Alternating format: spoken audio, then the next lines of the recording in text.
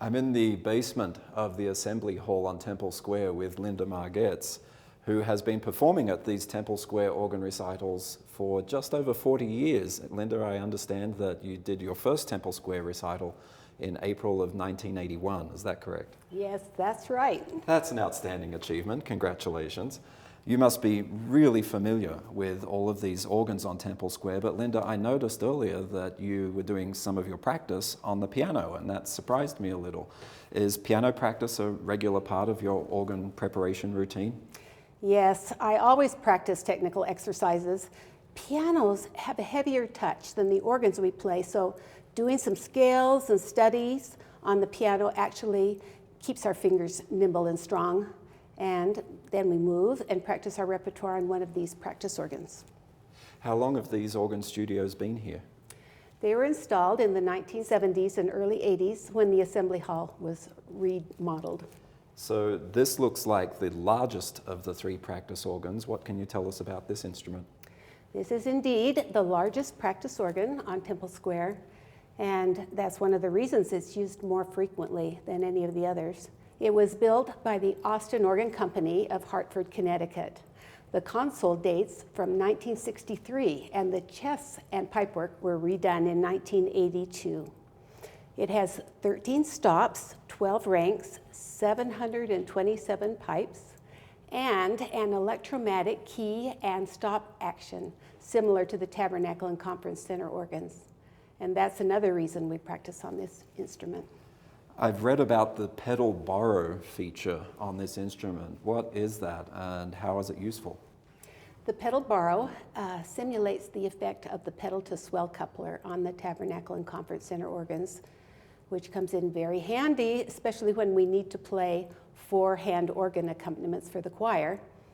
So the player sitting on the left side of the bench can play the pedal part on one of the manuals with their left hand, since playing the actual pedals is much more difficult when you're not sitting in the middle of the bench. I imagine it also comes in handy for organ hacks like myself, who have always been intimidated by the pedals and played the pedal part in the left hand anyway.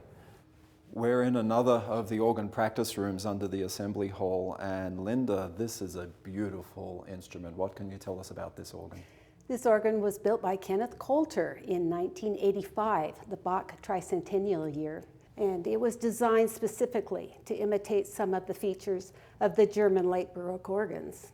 So it has mechanical action, low wind pressure, hammered metal pipes, and is tuned to unequal temperament.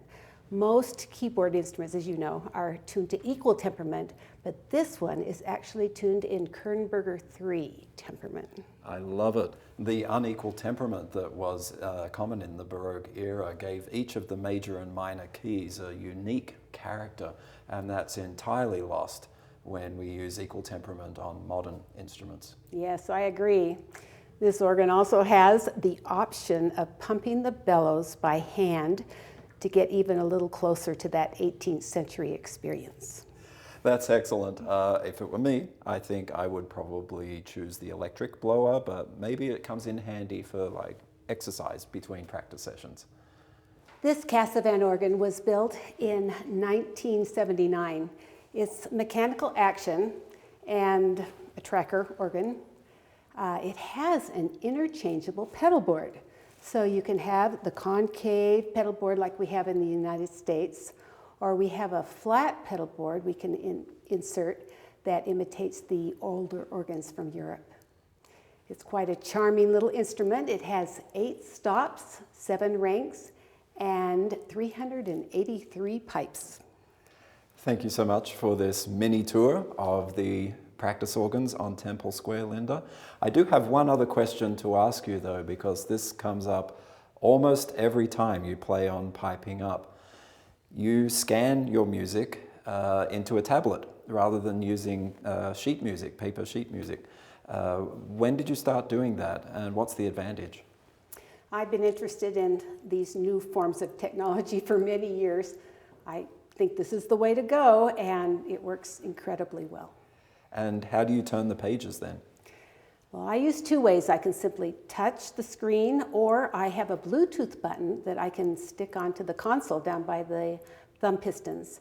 And when my fingers are too busy to reach up and touch the screen, I can use that, and it's very handy.